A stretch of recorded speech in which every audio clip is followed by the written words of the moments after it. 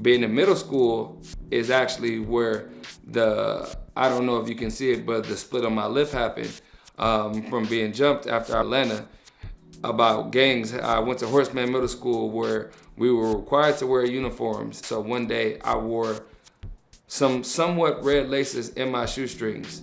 And while I was playing basketball, they came, they jumped me, they took my shoes, and then I was bleeding from my lip and I was bleeding from my head, and I had to walk all the way from 71st and Western to around 49th and Wadsworth where my mom found me. And instantly when she found me, she started crying. People don't want you to go any further than they feel themselves, that they feel like they are going themselves.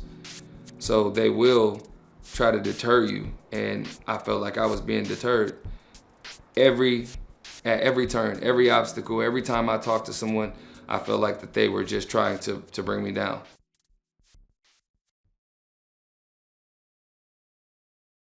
First memory I have as a kid was being hospitalized, actually.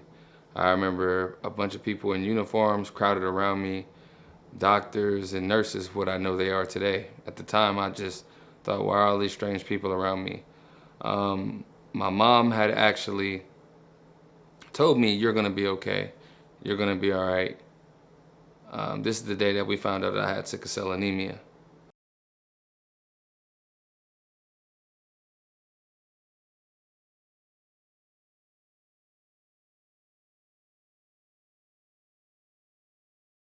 My mom is the strongest woman that I know as a person. She's always told me, go get it. You need to push yourself, apply yourself. You don't need to be on pain medicine. You don't need to, do everything that everyone else is doing. Be different. That's why I think that she got me into stuff like Star Wars and stuff. These movies took me somewhere that I never would have seen in real life. These movies took me to another galaxy. Living in South Central, that was the best place to be, is another galaxy. I turned 25 years old after my second competition, I believe, and I met my wife. My wife was different because it seemed like when I actually met people that they were all kind of afraid of the fact that I did have sickle cell. When I got hospitalized, they would run away from it. They didn't really want to face it head on. She was the first person that was actually there for me when it came to it. She was the first person that said, you know what, I want to be by your side. So that's why I stuck by her side. And me, her, and my son, we are together even to this day. And I love them. The doctors told me I couldn't play basketball, I couldn't play football, I couldn't play sports like that at all. So when they told me this, it was almost a devastating blow. So I was saying to myself, oh, I'll be a firefighter. Oh, you can't be that. I'll be a police officer. Oh, you can't be that either. I'll go to the Army. I was willing to go to the Marines. You can't do that because if you have a sickle cell crisis, a pain crisis in the field, it can cause, basically devastation for whoever I'm working with. Being out in the field as a police officer, having a sickle cell crisis while in the car, bad things can happen.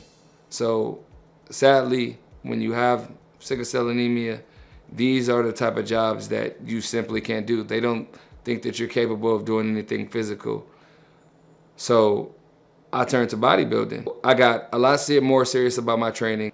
Even while having sickle cell, I was like, I cannot let that stop me. I have to look like these people. My doctor, of course, told me that it wouldn't be in my best interest. Of course, I told him, I'm not gonna do it, but I wind up lifting weights anyway. That was the one thing that no one could control when it came to me. I mean, you can control me from being a police officer or a fireman or, things like that. But when it comes to having a gym membership, you pay your money and you go in. So I paid my money. I got my first gym membership at 24 Hour Fitness. And the only membership that I was paying for, anything I had before then, my mom paid for. Then I went and I started working out consistently, 5 days a week, 4 days a week, 6 days a week. Whenever I could do it, an hour and 30 minutes, 2 hours, 45 minutes. Even if I had to just go in for 30 minutes, I was doing it all the time. So I kept doing it. Around 25, I noticed that I was around 200 pounds. I never could get over 140, 150. When I was, in high school, and even afterwards, I could never be over 160 pounds. So I started putting on this weight. This weight brought other things my way. My wife, she helps me when it comes to my meal prep. Competing, the way I have to get up and eat every morning. I have to get up at 6 o'clock and do fasted cardio. She's there. The only person I said that was there like that for me at that point ever was my mom. My mom is the same way. If I needed anything financially, my mom was there. If I needed somebody to give me a ride, my mom was there. If I couldn't pay my gym membership, my mom was there. I've always had good people surrounding me when it came to believing in what I could do and what I was gonna do. Now we're here.